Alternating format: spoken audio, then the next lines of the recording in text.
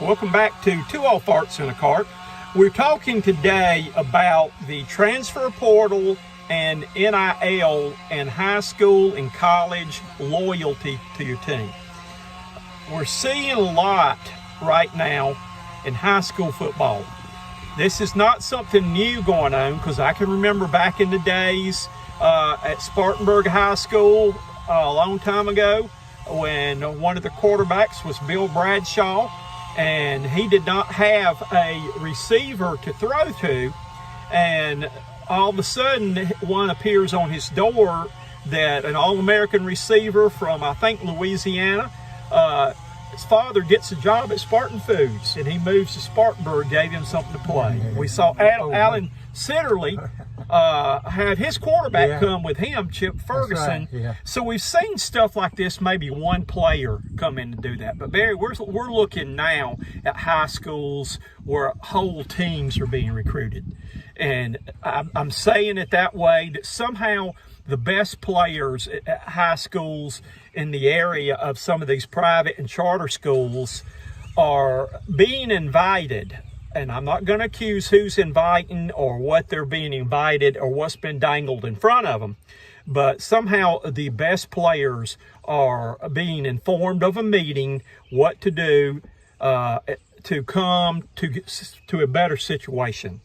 And I don't see a lot of this being better situations, but what's happening is you're getting the best players at a lot of schools getting together, and basically it becomes an all-star team. You know, last year we had two private schools play the state football championship in one of their divisions. And this is just crazy now that the kids that go to their school district, do everything they're supposed to do, the coaches they do, are being penalized and having to play these all-star teams in their region. And it's just not fair. And once they get these players, the best players there, so they can avoid their being called or accused of recruiting, they're telling these players, hey, go get your teammates and bring your teammates with you.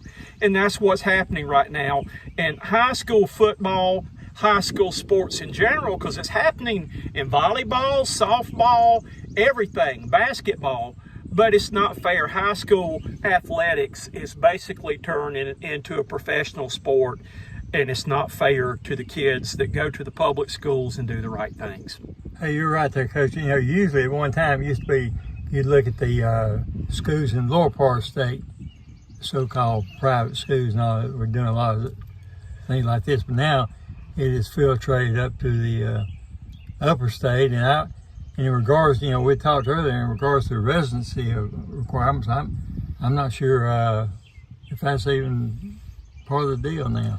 And, you know, the thing that's crazy to me, too, is we're seeing players leave their schools that they've been at for several years to go play. It's not to move up to play in a 5A school or bigger school. They're going to play in a school in the same division, right, same region with their high school. It's a lateral move. How is that so much of a better situation is what I want to know. It leads the mind to wonder. I'm not accusing, but I don't think something's right in this scenario. We have 1A, 2A, 3A, 4A, 5A.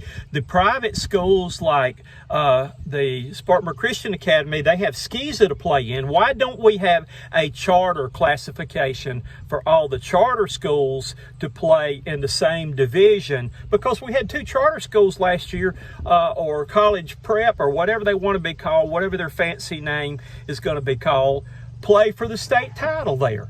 But you are unfair handicapping the schools that do it the right way, whose coaches are loyal, work hard with their players, and it just really irritates the fire out of me to see coaches who lose sleep at night worrying about what's best for their kids, having these kids basically stolen away from them and taken away from them.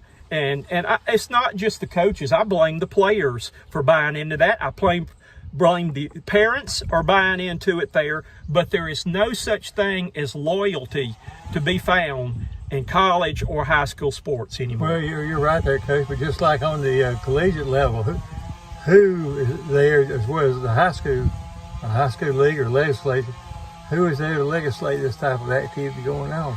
Well, you know, the thing about it is that schools have said, well, hey, we're not going to play them.